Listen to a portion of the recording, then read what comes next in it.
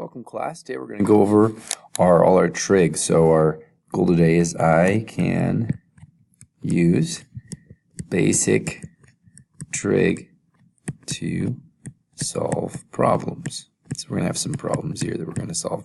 It's kind of vague, but kind of encompasses everything we need to do.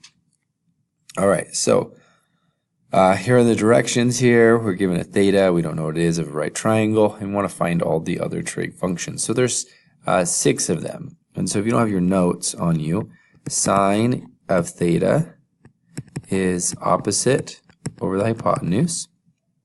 Cosine is adjacent over the hypotenuse. And then tangent is opposite over adjacent. And then cosecant is upside down of sine. So, and then secant is upside down, and then cotangent is upside down. And that's what they want us to do. They just want to find all those values. So this right here, and this 2 here, is an opposite. This is a hypotenuse. So we can actually reconstruct this triangle here. So we can actually take a triangle and reconstruct it. So here I'm going to put theta. I'm going to change colors. Theta is going to be there. That means this is root 2. That means the hypotenuse is 4. Because remember, the opposite is on the other side of the triangle. That's why it's all the way over here. Okay? So if theta is over here, the root 2 is all the way over there. And then I'm going to call this x. And we're going to use Pythagorean theorem to solve. So x squared plus root 2 squared is equal to 4 squared. So then x squared plus 2 is equal to 16. So then we're going to subtract the 2. So we're going to go up here. So x squared is equal to 14. So we're going to subtract the 2. Then we're going to square root. So x is equal to the square root of 14. So that's this right here. And now that we have all 3 sides, we can do this here. So I'm going to switch colors to our next step here. So we're going to write these out. So we have sine theta is equal to, we have cosinus theta is equal to, I'm going to zoom in here. Oops. And then we have tangent of theta is equal to. And then we have their upside down. So cosecant of theta, here just a second here. Oh, I don't see it. Secant of theta is equal to, and then cotangent of theta is equal to. So we already have the sine, which is root 2 over 4. That means this is 4 over root 2. And then cosine is the adjacent over the hypotenuse. So if this is the opposite, then this is the adjacent. So it'd be root 14. I'm running out of room here, I apologize. It'd be root 14 over 4. And then tangent is opposite over adjacent. So the opposite, root 2 over root 14.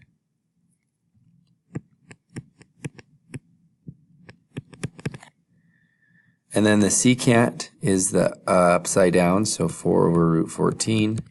And cotangent is the upside down, root 14 over root 2. And then now that we have them all, we can simplify these if we can. So we can't have any roots in the denominator, so that's going to cause some problems here. So if I was going to simplify these, 4 over root 2, so I'm going to highlight this one. Oops. If I wanted an A, I would go through and I'm going to highlight this. So 4 over root 2. The root 2 needs to get out of the denominator. So it means we're going to times top and bottom by root 2 to get 4 root 2 over 2. And then those are going to cancel. So this would be a perfect answer for that. Then you do it all for all of them that have the denominators, and then you get your A. But this is a B. All right, number 7 here. Number 7, we have to find out what we have. Okay, so I'm going to highlight that. That's what we have. Here is the degrees, so the opposite is over here. This is the hypotenuse, and this is the adjacent. So we have an adjacent. So I'm going to go to my list here, and my adjacent is in cosine and tangent, as well as these, but I don't need to use those. So we're going to use both of these. So we're going to use the cosine of the theta given. I'm going to bring this up. So the cosine of the theta given is equal to the adjacent over the hypotenuse, and then the tangent as well. The tangent of 40 degrees is equal to the opposite, which is x over the adjacent. Now don't worry about this 2 root 5 thing. You can just put it in the calculator and get a decimal, and that's what we're going to do now. So I'm going to put these in the calculator. So cosine 40, make sure I'm in degree mode. And my calculator's in radians, so I'm changing it to degrees. And now we're going to do cosine of 40. So I got to make sure I'm in the right mode. We talked about that during class that one time. So we get, no, that's not right. Just a sec. So it's going to be 0.766. I'm going to put a 1 underneath. And then the 2 root 5, if you want to put that in the calculator right now, you just put it in the calculator, hit enter, and it's going to give me 4.47. Then we're going to cross multiply here. So we get 0.766y is equal to 4.47. Then y is equal to, because we need to divide here, we're going to divide by 0.766. We get 5.83.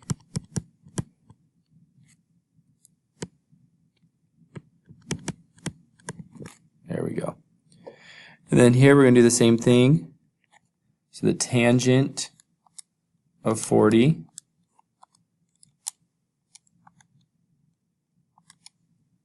is 0.839 x over, and then I'm going to put that in the calculator again. It's going to be 4.47. Then we're going to cross multiply here, and this one's going to be a simple one. So we're going to times those, and then we're going to get 3.75. And we're done. There we go. Next, we're going to draw an angle measure here in standard position here. So make sure this is 0. This is going to be a half pi. This is going to be a pi. This is going to be 3 pi over 2, or 1.5 pi, and this is going to be 2 pi. So here, let's say if I don't know what that is, I'm going to get my calculator out and do 8 divide 5, which is 1.6 pi. So this right here is 1.5. 3 divide 2. So that means this angle is going to just be right past that. So it's going to go all the way around like that. Okay? So on this one, we're going to read the directions here, and it says it wants us to find more, one positive, one negative, that are coterminal. So just remember that we have our chart here, and 3 pi over 10 is going to be something like right here. Okay, because this is 0, this is pi over 2, this is pi, and this is 3 pi over 2, and this is 2 pi. So this right here is 3 pi over 10. And you don't need to draw this. I'm just showing you that 3 pi over 10. And if I go another circle around, I end up at the same spot, so it's the same answer. So if I add 2 pi to this, it's going to be the same answer, because we're just going to go in a circle and end in the same spot. So to do that, we're going to add the pi, but we need to times by 10. So we have the same denominators. So we get 3 pi over 10 plus 20 pi over 10. So we get 23 pi over 10. So to go around again and stop, that's 23 pi. Now if we want to go backwards, we'll do the same problem, but subtract. And then we go backwards and find another spot that stops at the same spot so that it's the same answer. So the idea is if you go in a circle, you're back where you started. So it doesn't matter. Like if you're driving around your car and you go in a circle, you didn't go anywhere, right? Same here. If you just go in a circle, you don't go anywhere. So they're just asking you, if you go, what is if you go in a circle? So we're going to times this. This is radians degrees. So we have an exchange rate we talked about in class. It's 180 over pi. So we're just going to times by that, and that's going to cross cancel. And then we're going to multiply across. So we're going to get a negative 5. 11 times 180 is 1980. And then we're going to divide it by 5 to get negative 396 degrees. That's it. And this one we're going to use the unit circle to solve. So we have a sine of 5 pi over 4. So sine is y. So we got to find 5 pi over 4. It's right here. And that's my y value. So that's all we got to write. So remember, sine is y. So it's root 2 over 2 negative. Then this is going backwards. Cosine is x. So let's go back. Is that a positive? Yeah, it's positive. Okay. So it's root 3 over 2 and it's x. So it's right here. Because we're going backwards. And then right here, and then right here's the other one. So it's pi over 6 or 11 pi over 6, or the degrees as well. So it's pi over 6 or 30 degrees, and then it's 11 pi over 6 or 330 degrees. And so, because it's working backwards. All right, we're going to graph these. Again, not too hard. You just have to know your period formula. So this right here is our height or our amplitude. So 6 is our amps. So I'm just going to put 6 and negative 6. Okay, that's how high it's going to go. And then this right here is our period modifier. So it's going to be 2 pi divided by that one number b, or whatever it is. I like to write it as 2 pi divided by 1/5 though. So notice these are the same, just I put the b in. And so we're going to multiply this out. So we're going to get 2 pi over 5 for this. So this is going to be, I'm going to put another tick mark right there. This is going to be 2 pi over 5. So I'm going to cut it in half. I'm going to get 2 pi over 10. And then this is going to be 2 pi over 20. And if you're having trouble with that number, don't worry about it. And then the sign is going to start in the center. Okay, it's going to start in the center. So then at the first tick mark that we have here, it's going to reach its height. Then it's going to come down and hit. Then it's going to reach its bottom.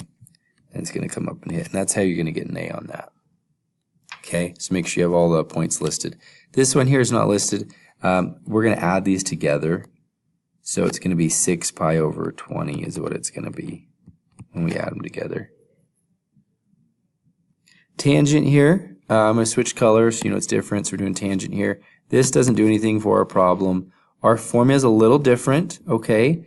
So this is the formula for our last one. The formula for this one is going to be pi over 2 times this, which is 6 pi. Now these are going to cross cancel or whatever, so we're going to get 1 over 12. So this is going to be 1 over 12. And then this is going to be negative 1 over 12. And then we're going to draw the shape like that. We're good. All right, our last one, cosine's a lot like sine. It just starts at its height. It says pi over 3, and you're like, oh my goodness, it's a fraction. But our height is just pi over 3. And then negative pi over 3. So I'm just going to... And then we have 2 pi divided by 1/3. But again, it's going to be a keep, change, flip. So we're going to get 6 pi. I'm running out of time in my video, so I'm going to go a little faster here. So this is going to be 3 pi. This is going to be 1.5 pi. This is going to be 4.5 pi. We're going to cut it up.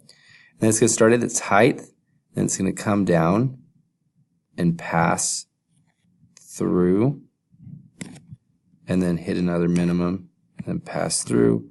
And then come up for the end. And then that's it. We're done. So that's kind of what we're going to be assessed on next time. Make sure you're If you have any questions, let me know.